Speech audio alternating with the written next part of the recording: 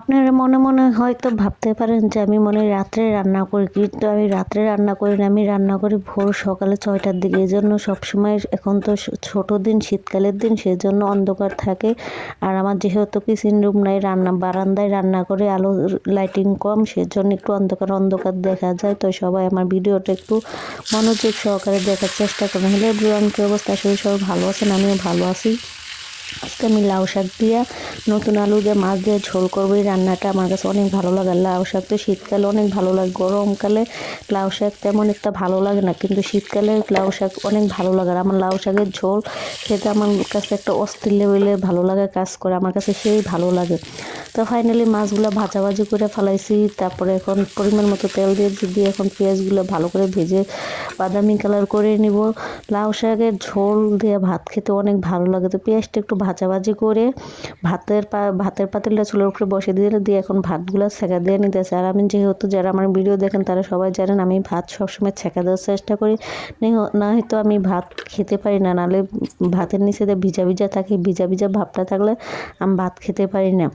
আর বেচারা মানুষ পাই, কি রান্না করব, কি খাবো, তা বলার কিছু নেই। যা পারি তাই রান্না করি, যা খাই সেটাই আপনাদের সাথে শেয়ার করি। আমার তো আরেকজন লোক নেই যে ভালো মন্দ রান্না করে আপনাদের সাথে দেখাবো।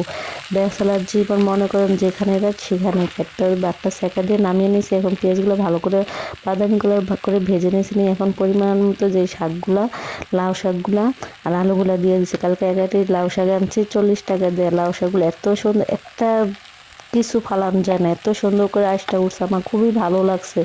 40 টাকা লাউ শাক নিয়েছে, তা কি হয়েছে, আমি 3 দিন খেতে পারবো। আমি একা মানুষ, এই যে দেখেন এরকম করে ভরা ভরা 3 দিন রান্না করতে পারবো। তো 40 টাকা দিয়ে মনে করছিলাম, ভাবছিলাম ঠকা হয়ে গেছে, কিন্তু এখন দেখি কুটার পরে বাসায় না দেখে না, কোনো ঠগাঠগি হয় না। তো ফাইনালি আদা রসুন বাটা পরিমাণ মতো দিচ্ছে, হলুদ পরিমাণ দিচ্ছে, লবণ দিয়ে দিচ্ছে, এখন কাঁচামরিচ দিয়ে দিচ্ছে। এখন ভালো করে একটু লেড়ে নেবো। যেহেতু কড়াইটা ভরে গেছে, লাড়ালাড়ি সমস্যা হয়েছে, সেজন্য ভালো করে লাড়তে পারতেছে না, তাই ঢাকা দিয়ে দেবো। শাক যেহেতু কড়াইয়ের মধ্যে দেখা যায় বেশ, আর যখন সিদ্ধ হয়ে যায় তখন কমে যায়, সেজন্য একটু বেশি পরিমাণ দেওয়ার চেষ্টা করি। আর শাক আমার কাছে অনেক ভালো লাগে, আমি ভাতের থেকে শাকটা খেতে ভালোবাসি। আর শাক রান্না করে একটা জিনিস সবসময় চেষ্টা করো, শাক বেশি একটা ঢাকা দেবেন না। শাক বেশি একটা ঢাকা দিলে কি হয়, শাকের কালারটা নষ্ট হয়ে যায়। তাহলে শাকের সবুজ সবুজ যে একটা কালার থাকে, সেই কালারটা থাকে না।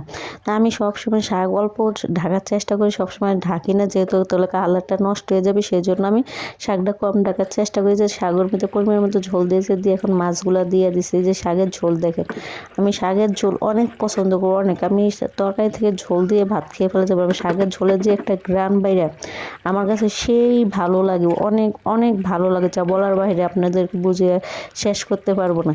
তা আমার মতো এরকম কে কে আছেন শাক পছন্দ করেন, অবশ্যই কমেন্ট বক্সে জানাবেন। আর আমার কাছের মানুষটা, আমার হাজব্যান্ড, শাক অনেক পছন্দ করতো। আজকে ভিডিওটা এই পর্যন্ত, পরবর্তী আর একটা নতুন ভিডিও নিয়ে চলে আসবো।